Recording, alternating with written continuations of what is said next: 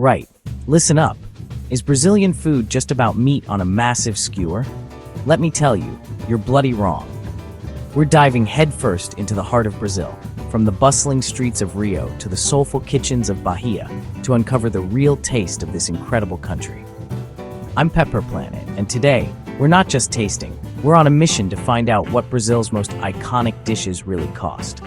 Forget the tourist traps and the overpriced nonsense. We're going local to get the proper prices, the real flavors, and the stories behind the food that fuels this passionate nation.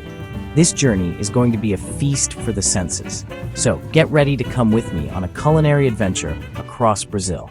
Let's get cooking. First up, the undisputed king of Brazilian cuisine, feijoada. Now, this isn't just a stew, it's a national event, a weekend ritual. Look at this pot, it's absolutely gorgeous. A rich, glossy black bean stew, bubbling away, packed with an incredible array of pork. We're talking salted pork, smoked sausage, ribs, and sometimes even ears and trotters for that deep, profound flavor. It's a dish born from necessity, with roots in the country's colonial past, using every part of the animal. Nothing goes to waste, and that, right there, is beautiful, honest cooking. It's the ultimate comfort food, a dish that brings families and friends together every Saturday. You see the steam coming off that? That's the smell of history, the smell of home for millions of Brazilians. It's slow cooked for hours, allowing the beans to become creamy and absorb all those smoky, salty, porky flavors. Typically, you don't just get the stew on its own. Feijoada is served as a complete platter, a feast. For a proper, generous portion of feijoada completa, you're looking at paying around 50 to 80 Brazilian reais in a good local restaurant. When you convert that, it's only about 10 to 16 US dollars. For a dish of this magnitude, with all the sides, that is absolutely incredible value. It's a full-on feast that could easily feed 2 people if you're not absolutely starving. This isn't just a meal, it's an experience. For 10 to 16 dollars, you're not just buying lunch, you're buying a piece of Brazilian soul. And that, my friends, is priceless. Right, next up, we have an absolute national treasure. It's small, it's round, and it's dangerously addictive. This is pão de queijo, or Brazilian cheese bread. But calling it just cheese bread is a massive understatement. This is a culinary icon, especially from the state of Minas Gerais, which is famous for its cheese. It's a staple for breakfast, a perfect snack with coffee, and something you'll find in every bakery, cafe, and airport across the country. The magic of pão de queijo lies in its unique texture. Look at this. See that? It's not bready and doughy like you'd expect. It's light, airy, and almost hollow on the inside, with a slightly chewy, stretchy, cheesy interior and a crisp, golden brown crust. The secret ingredient is tapioca flour, or polvilho, which is naturally gluten-free. This is what gives it that signature chewiness that is just so incredibly satisfying. The flavor is dominated by cheese, of course. Traditionally, it's made with queijo Minas, a specific type of cheese from the region. You can eat them plain, still warm from the oven, or slice them open and stuff them with more cheese, or maybe some doce de leite for a sweet and salty combination. Now for the best part, the price. These little beauties are sold everywhere, and they are incredibly affordable. For a single, freshly baked pão de queijo, you're looking at a price of around 2 to 4 Brazilian reais. That's less than $1. We're talking about 40 to 80 US cents per piece. You can get a whole bag of them for just a few dollars. It is, without a doubt, one of the best value snacks you can find anywhere in the world. For the price of a piece of chewing gum back home, you can get a hot, fresh, cheesy bread made with real ingredients. Now we travel northeast to the vibrant, soulful state of Bahia for a dish that is pure poetry in a pot. This, my friends, is moqueca. It's a stunning seafood stew, and it is completely different from any other seafood stew you've ever had. Today, we're focusing on the Baiana version, which is defined by 3 key ingredients: coconut milk, coriander, and dendê oil. That bright orange-red color, that's the magic of dendê oil. Dendê oil, or palm oil, is the heart and soul of Bahian cuisine. Combined with the creamy sweetness of coconut milk and the fresh, citrusy notes of coriander, it creates a sauce that is just out of this world. Inside this beautiful clay pot, we have generous chunks of fresh white fish and often prawns as well, all gently poached in that incredible sauce, along with onions, tomatoes, and bell peppers. The key is to not overcook the seafood. It's a dish that looks as beautiful as it tastes. The vibrant colors of the peppers, the green coriander, and the orange sauce make it a true feast for the eyes. A good-sized moqueca de peixe, or moqueca de camarão, in a decent restaurant in Bahia will cost you between 120 and 180 Brazilian reais. Now that translates to roughly 24 to 36 US dollars. Remember, this is for a large pot that easily serves 2 people, and it always comes with sides of rice, farofa, and pirão. What is pirão, you ask? It's brilliant. It's a type of savory porridge made by mixing cassava flour into the bubbling moqueca broth itself.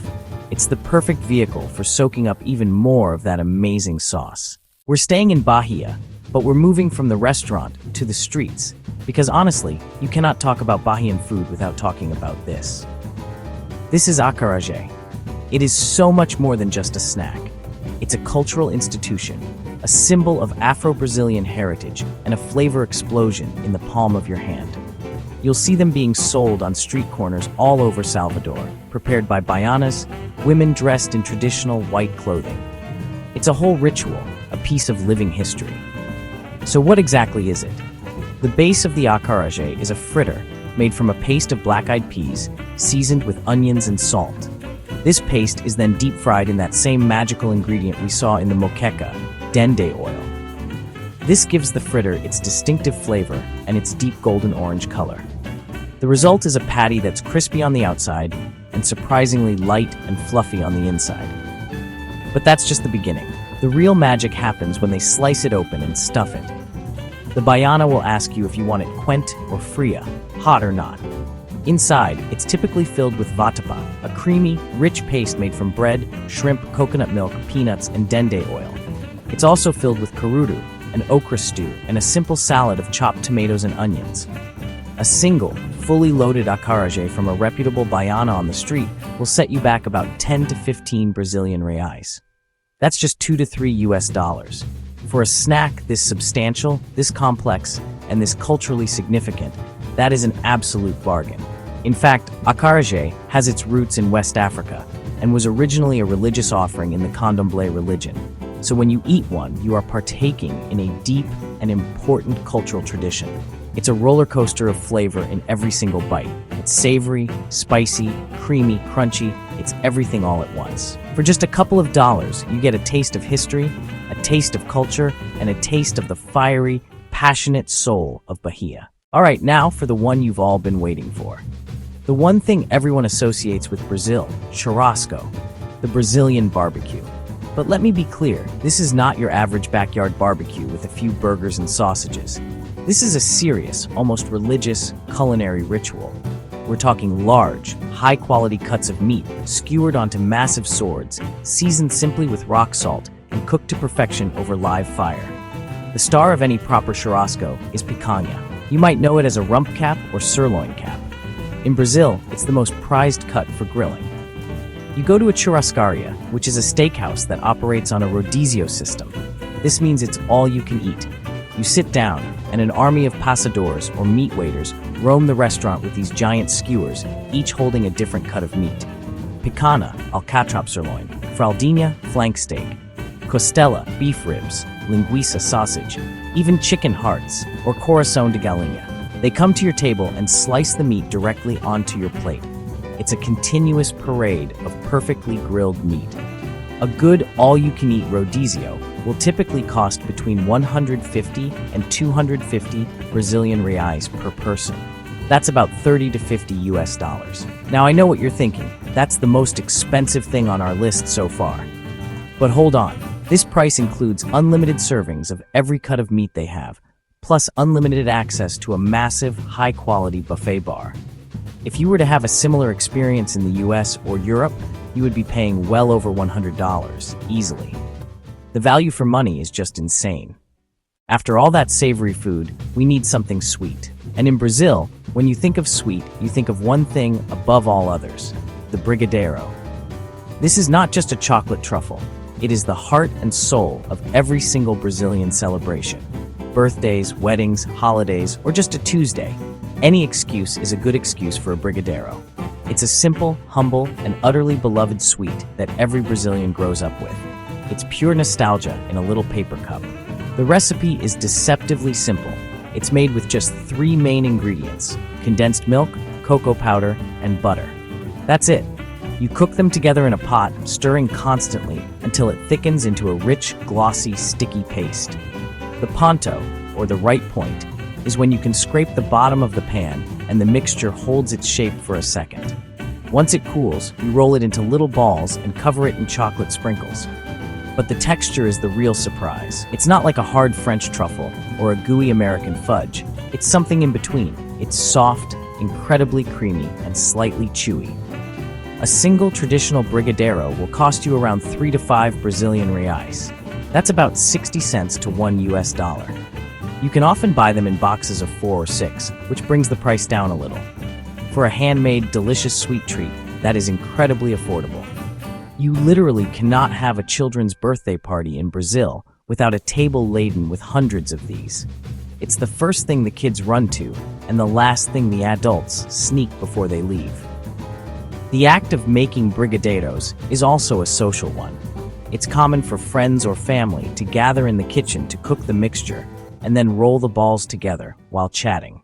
Right, we've eaten our way through Brazil, so it's only fair we wash it all down with the national drink.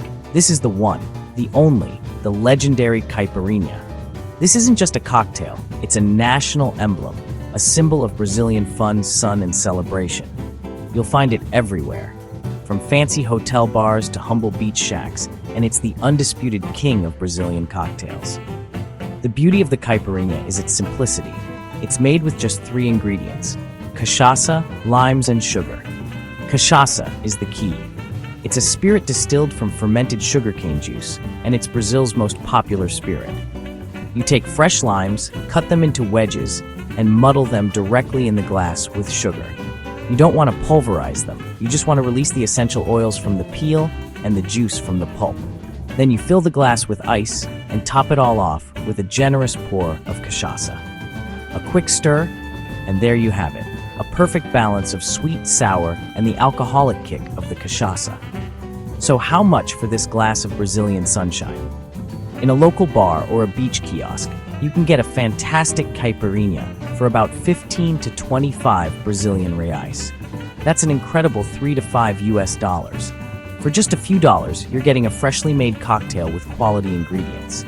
They don't use pre-made mixes here. It's incredibly refreshing on a hot day, the perfect drink to sip while watching the sunset on the beach. But be warned, they are strong. The sugar and lime mask the potency of the cachaça. It's a drink that embodies the Brazilian spirit.